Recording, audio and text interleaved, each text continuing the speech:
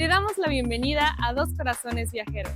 Somos Rosy y Elik, dos historiadores a quienes les apasiona compartir la cultura alrededor del mundo. Acompáñanos a visitar ciudades, calles, museos, monumentos, catedrales y más. ¿Estás lista? ¿Estás listo?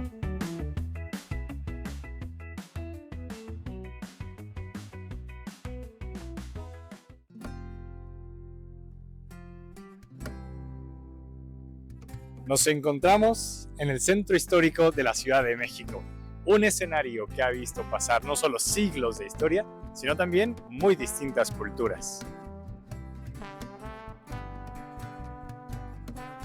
En este video les hablaremos de 3 épocas históricas que México vivió: el periodo de los mexicas, los años del virreinato y, por supuesto, el México moderno.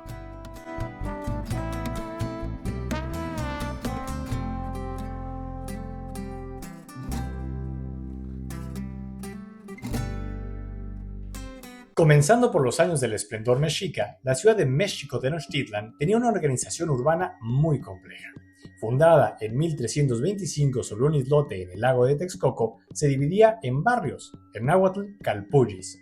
En su interior se desarrollaban actividades de diversa índole, que iban desde la producción artesanal hasta festividades comunitarias. Cada calpulli tenía su propio espacio ritual y social, con plazas, templos menores y escuelas, llamadas del Poxcalli, y se conectaba con otros sectores por calles, canales y puentes. Los mexicas construyeron calzadas importantes, como la de Iztapalapa y Tlacopan, que ahora conocemos como Tacuba, y una red de canales dentro de la ciudad que permitían el tránsito de canoas como si fueran calles de agua, una especie de Venecia mexicana. El testimonio de Bernal Díaz del Castillo, quien acompañó a Hernán Cortés en la conquista de México Tenochtitlan, evoca la impresión de entrar por primera vez a esta gran metrópoli. Tornamos a ver la gran plaza y la multitud de gente que en ella había, unos comprando y otros vendiendo, que solamente el rumor y zumbido de las voces y palabras que allí había sonaba más que de una legua. Y entre nosotros hubo soldados que habían estado en muchas partes del mundo, y en Constantinopla, y en toda Italia y Roma, y dijeron que plaza tan bien compasada y con tanto concierto y tamaño, y llena de tanta gente, no la habían visto. En el corazón de esta ciudad, en lo que actualmente conocemos como centro histórico, se encontraba el Templo Mayor, el principal santuario de los mexicas, dedicado simultáneamente a Huitzilopochtli, dios de la guerra, y a Tlaloc, dios de la lluvia y la fertilidad. Este enorme recinto ceremonial, rodeado de plazas y altares, era el núcleo espiritual y político de Tenochtitlan. Tras la conquista, muchas de sus piedras fueron utilizadas para construir nuevos edificios. Las demás quedaron sepultadas y el templo fue olvidado. Pero no durante mucho tiempo. En el siglo XVIII, de forma accidental, se encontraron piezas arqueológicas como la piedra de Coatlicue. Más adelante, en la segunda década de los 1900, el arqueólogo Manuel Gamio identificó restos de muros atribuidos al templo. Sin embargo, fue hasta el 21 de febrero de 1978 cuando algunos trabajadores de la Compañía de Luz y Fuerza encontraron la piedra gigante de la diosa Coyolxauhqui, con la que finalmente se confirmó la ubicación exacta del templo. Su descubrimiento fue un hito para la historia mexicana. A partir de ese momento, el proyecto Templo Mayor del Instituto Nacional de Antropología e Historia ha revelado miles de objetos, estructuras y ofrendas que nos permiten reconstruir no solo un edificio, sino también las creencias y la vida de una de las civilizaciones más sobresalientes de Mesoamérica. Actualmente, el Museo del Templo Mayor, inaugurado en 1987, exhibe gran parte de estos hallazgos arqueológicos. Visitarlo permite asomarse al pasado de México Tenochtitlan. Hablemos ahora de la época en que el territorio mexicano era el virreinato de la Nueva España. ¿Cómo lucía este espacio entre los años 1500 y los 1800? En lo que hoy es el casco principal del centro histórico, se trazó un extenso espacio llano que recibió el nombre de Plaza Mayor. Al noroeste se construyó la Iglesia Mayor y al oriente el Palacio Virreinal. Al sur, una acequia cruzaba de oriente a poniente, y del otro lado de este cuerpo de agua se establecieron las casas de cabildo, la carnicería y la cárcel. Por último, al poniente se extendieron solares donde muchos comerciantes abrieron sus tiendas. Paulatinamente, los terrenos alrededor fueron poblados.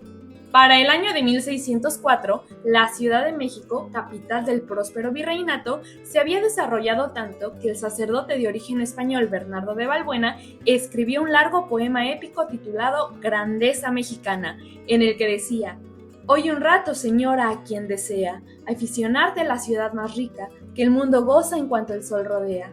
Y si mi pluma a este furor se aplica, y deja tu alabanza, es que se siente corta tal vuelo a tal grandeza chica». Aunque habrá que decir que México era una ciudad de contrastes. La descripción que el historiador mexicano Manuel B. Trenz hace en su libro México de antaño nos da una idea más cercana a su realidad diaria. Por estas calles de empedrados disparejos, las más ciraceras o banquetas, y con montañas de basuras y charcos pestíferos de aguas hediondas, animales muertos y desperdicios de todas clases, circulaban coches, carrozas, calesas, bombés, simones y forlones desde bien entrada la segunda mitad del siglo XVI. En este escenario, hay un edificio que ha sido la sede del poder durante más de 500 años.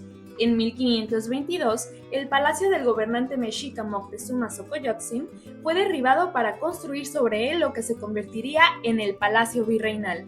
Ahí vivieron y trabajaron los representantes del monarca español a lo largo de 3 siglos. En medio de ello, un motín ocurrido en 1692 ocasionó un incendio que destruyó gran parte del conjunto, así que debió ser reconstruido. Tras la independencia de México, el edificio cambió su nombre a Palacio Nacional y se convirtió en sede del Poder Ejecutivo, el Legislativo e incluso el Judicial. Hasta el día de hoy, el edificio contiene en su interior el recinto legislativo, aunque este espacio en particular sufrió un incendio en 1872 y fue reconstruido 100 años después en el marco de las conmemoraciones por el aniversario luctuoso del presidente Benito Juárez. En su momento, el presidente Porfirio Díaz ordenó llevar la campana que Miguel Hidalgo hizo sonar para llamar a la gente a la lucha armada desde Dolores Hidalgo hasta la Ciudad de México para ser colocada en el palacio. Esa misma campana cuyo repiqueteo desencadenó la Guerra de Independencia. Todavía unos años después, el palacio contaba con tan solo 2 pisos, pero en 1926 se agregó uno más, confiriéndole al edificio el aspecto que tiene hoy. Desde su balcón central en el segundo piso, todos los años el presidente o presidenta de la República hace sonar la campana de Dolores todos los 15 de septiembre en conmemoración de la independencia. Hasta finales del siglo XIX, el complejo fue la residencia oficial del presidente de la República. Luego fue trasladada al Castillo de Chapultepec y posteriormente a Los Pinos. Pero a partir de 2019, el Palacio Nacional volvió a tener esa función. Por otro lado, a lo largo de diferentes momentos de su historia, el palacio ha sido sede también de distintas dependencias, como el Archivo General de la Nación y la Secretaría de Hacienda y Crédito Público. Hablemos ahora del recinto que se encuentra al lado del Palacio Nacional, la Catedral Metropolitana, sede del Arzobispado de México. Su historia se remonta a los años inmediatamente posteriores a la conquista, cuando Hernán Cortés hizo construir una iglesia a partir de las piedras de los templos y otros edificios mexicas recién destruidos. Esta iglesia fue inaugurada en 1532, pero pronto, ante el crecimiento de la población, surgió la necesidad de un edificio más grande. Fue así como las obras de la catedral iniciaron formalmente en 1573 y se extendieron a lo largo de casi 250 años hasta ser completadas en 1813. Es por este motivo que integra múltiples estilos arquitectónicos, que van desde el gótico, el renacentista y clásico temprano, hasta el barroco, el churrigueresco y el neoclásico. Su prolongado tiempo de construcción permitió que los arquitectos, pintores, escultores y doradores más destacados de Nueva España trabajaran en ella. Es tal la relevancia de este espacio que consideramos necesario dedicarle un video completo para contarte el origen, la historia y los detalles de cada uno de sus rincones. Hablemos ahora de la Plaza Mayor. ¿Cómo se convirtió en el Zócalo, uno de los espacios más emblemáticos del centro histórico de la Ciudad de México? Los usos de este lugar fueron muy variados en la época virreinal. En él se extendió un enorme mercado y la gente acudía a proveerse de agua en su fuente. Por otro lado, ahí se llevaban a cabo procesiones y desfiles, aunque también autos de fe, ejecuciones y castigos, pues en su superficie estaban instaladas la horca y la picota. Por su cercanía al Palacio Virreinal y la Casa del Ayuntamiento, fue testigo de protestas e incluso motines que derivaron en incendios, como aquel de 1692 del que hablamos antes. A principios de los 1800, el virrey hizo colocar en el centro de la plaza una escultura ecuestre de Carlos IV, pero al consumarse el movimiento de independencia, esta obra, que hoy conocemos cariñosamente como El Caballito, debió escapar. El México independiente tuvo otros planes para la plaza. ¿Sabías que originalmente se pensó colocar ahí el monumento a la independencia? Pero el proyecto no se llevó a cabo. Hay tanto que decir sobre el Zócalo, los hallazgos bajo su superficie e incluso los eventos masivos que se han celebrado ahí, como conciertos de Paul McCartney, Shakira, Mercedes Sosa y los Tigres del Norte, que también decidimos hacer un video exclusivo sobre su historia. El último de los espacios pertenecientes al periodo virreinal del que hablaremos es el Palacio de Minería. A lo largo del siglo XVIII, el Virreinato de Nueva España era el principal proveedor de plata en el mundo. Los historiadores han calculado que 3/4 partes de la plata que circulaba alrededor del orbe provenían de este territorio. Tal era la importancia de esta actividad que en 1792 se fundó el Real Seminario de Minería, con el objetivo de enseñar a los jóvenes conocimientos especializados y así realizar una explotación de las mismas mucho más eficiente. El seminario tuvo su sede en el Hospicio de San Nicolás Tolentino, pero el espacio era insuficiente, así que se decidió construir un edificio exclusivo para el seminario. La construcción del Colegio de Minería comenzó el 22 de marzo de 1797, bajo la dirección del arquitecto Manuel Tolsá. Las obras se concluyeron en 1813, pero el resultado no fue tan glorioso como se esperaba. El edificio se hundía. No hablamos de que se inclinara un poco hacia algún lado, no. Su hundimiento dejaba a la vista importantes cuarteaduras en distintos espacios y tan solo las escaleras llegaron a sumirse más de medio metro. El propio Tolsá informaba que, entre otras cosas, era necesario derribar y reconstruir algunos arcos. Así que se llevó a cabo una intervención entre 1816 y 1824. Pero esta no fue del todo exitosa, ni tampoco lo fueron otras posteriores. José María Castera reportó que en 1827 el edificio se hallaba en estado de ruina peligroso y que hizo indispensables y urgentes composturas, pero en 1830 tuvieron, sin embargo, principio varios desplomes, algunas cuarteaduras y fuertes crujidos. Así fue dándose una historia de reparaciones hasta llegar al edificio que hoy vemos. Como hace notar Omar Escamilla, de los actuales recintos culturales del edificio, la antigua capilla, la biblioteca, el salón de actos, el salón rojo, el salón recibidor, el salón del director y la bóveda de la escalera, solo uno conserva su aspecto original, la capilla. Han sido tantas las manos que han participado en ello que ya resulta difícil decir que el palacio es obra tan solo de Tolsá.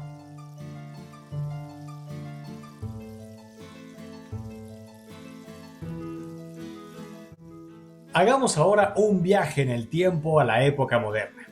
En la vieja calle de Tacuba se construyó entre 1904 y 1911 el Palacio de la Secretaría de Comunicaciones y Obras Públicas.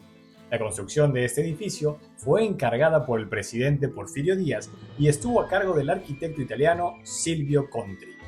Fue concebido como un símbolo de modernidad en un momento en que México buscaba proyectarse como una nación alineada con las tendencias culturales y tecnológicas de su tiempo, lo que lo ha llevado a ser considerado una de las obras arquitectónicas más importantes del país de principios del siglo XX.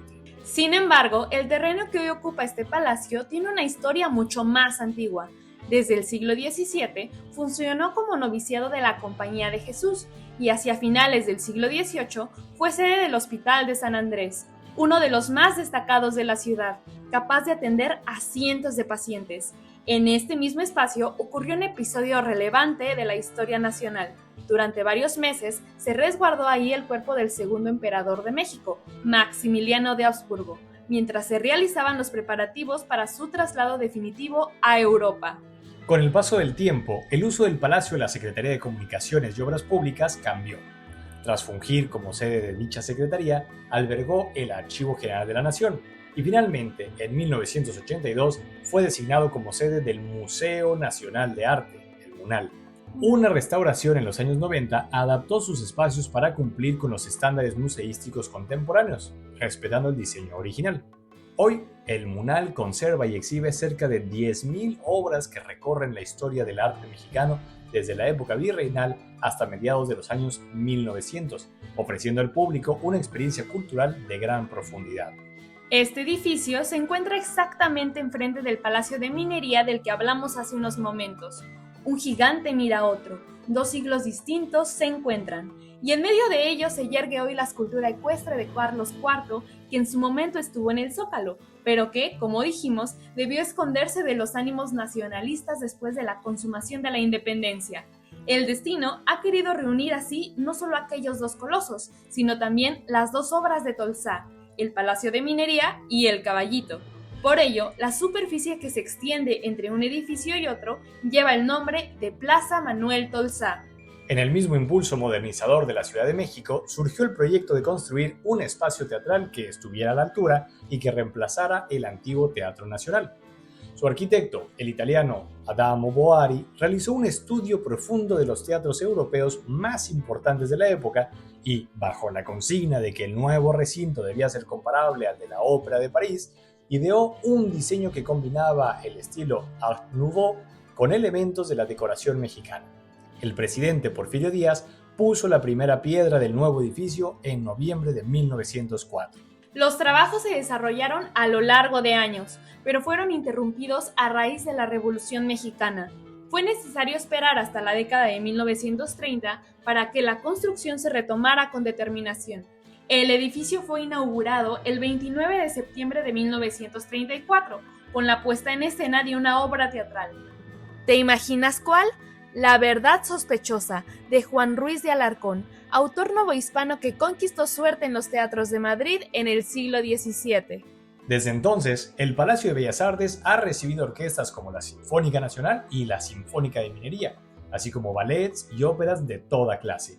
Hasta el día de hoy, presentarse en este recinto constituye de alguna manera la apoteosis de un artista, lo cual han alcanzado muy pocos intérpretes de música popular. Lola Beltrán, Juan Gabriel y Joan Manuel Serrat son algunos de los ejemplos más destacados.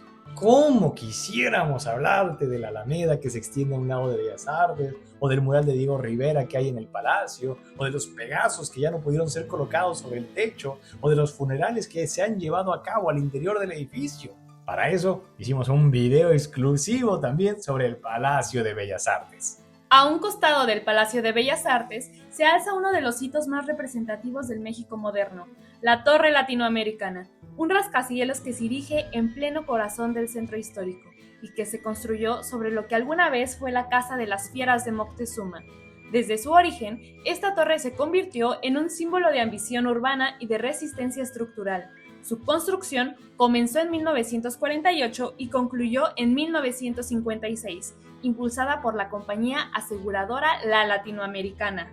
Fue diseñada por un equipo encabezado por los ingenieros Leonardo y Adolfo C. Baert y los arquitectos Augusto H. Álvarez y Manuel de la Colina, quienes enfrentaron un reto extraordinario: levantar un rascacielos sobre un terreno blando y altamente sísmico.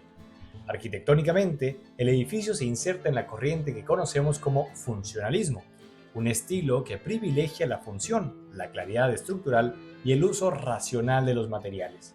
En lugar de decorar, esta forma de construcción busca que la obra exprese directamente su utilidad y su tecnología, una idea profundamente ligada a los ideales de modernidad del siglo XX. Con 44 pisos y 181.3 metros de altura, la Torre Latinoamericana fue durante casi 30 años el edificio más alto de México y de América Latina. Su estructura de acero, cimentada sobre pilotes profundos, representó una solución innovadora que le permitió no solo alcanzar esa altura, sino también resistir con éxito grandes terremotos. El sismo de 1957 le valió el reconocimiento del American Institute of Steel Construction por su desempeño estructural, y el devastador terremoto de 1985 confirmó, una vez más, la eficacia de su diseño antisísmico al no presentar daños graves. Hoy, además de seguir siendo un ícono del paisaje urbano capitalino, La torre alberga el Museo del Bicentenario en el piso 36, dedicado a reflexionar sobre momentos clave de la historia de México, y también un mirador público en el piso 44, desde donde se puede contemplar gran parte de la ciudad.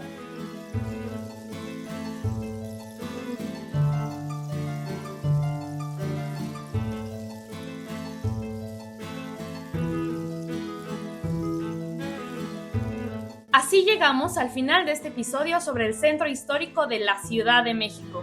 Hemos conocido la historia de sus construcciones más emblemáticas, que aunque pertenecen a siglos distintos a lo largo de más de 500 años, dialogan y conviven en un mismo horizonte urbano.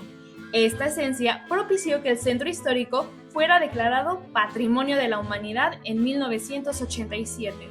De todos los edificios que mencionamos, ¿cuál te gustaría visitar primero? ¿Qué piensas sobre las transformaciones que ha experimentado este espacio? Te leemos en los comentarios. En la descripción de abajo puedes encontrar el enlace de nuestros otros videos que hemos mencionado a lo largo de este. Sigue a estos dos corazones viajeros en todas sus redes sociales. Dale like a este video, suscríbete a nuestro canal y activa la campanita para que recibas todas las notificaciones. Eso nos permitirá seguir haciendo estos videos para ti. Nos vemos en el siguiente viaje. Échame un gritito.